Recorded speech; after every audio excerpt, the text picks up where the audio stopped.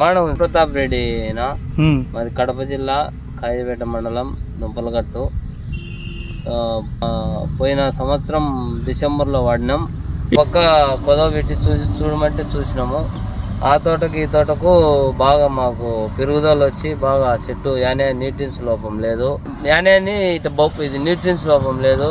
ఏపుగా తోట బాగా నలుపు వచ్చి బాగా పెరిగిన పిల్లకలు బాగా ఇదో తోట చూడండి. పెట్టిన చూసిన తర్వాత బాగుందని తెచ్చేసినాం. ఇది మళ్ళీ ఎప్పుడు ఇదే ఫస్ట్ ప్రతి సంవత్సరం బేదలుచుకున్నాం పశువుకు. అందుకు